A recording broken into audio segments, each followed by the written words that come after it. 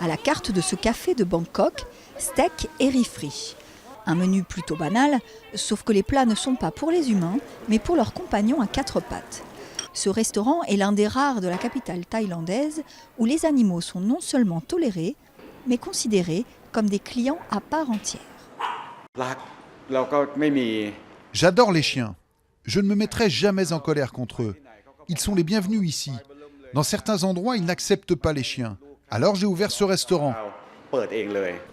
Alors que le marché des animaux domestiques se développe, grâce à une classe urbaine aisée, Bangkok n'est pas particulièrement accueillante pour eux. La plupart des parcs de la ville sont interdits aux chiens. Pour leur permettre de se détendre, les espaces de récréation qui leur sont dédiés se sont multipliés. Certains sont même dotés d'une piscine.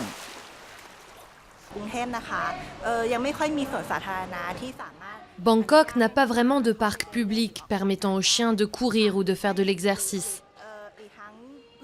Certains sentiers sont pleins de trous et les chiens peuvent se blesser. Alors ce lieu est parfait pour que les chiens puissent courir, jouer ou nager.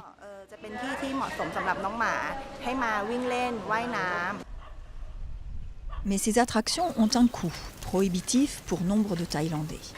Et comme partout à travers le pays, il y a des milliers de chiens errants à Bangkok. Ces chiens des rues sont nourris par les habitants, comme ce policier.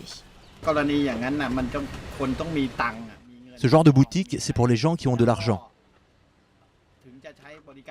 C'est inaccessible pour les gens normaux qui n'ont pas l'argent nécessaire.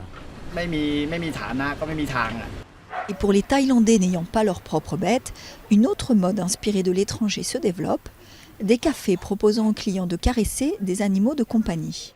Comme ici, où 22 chiens huskies sont prêts à être cajolés.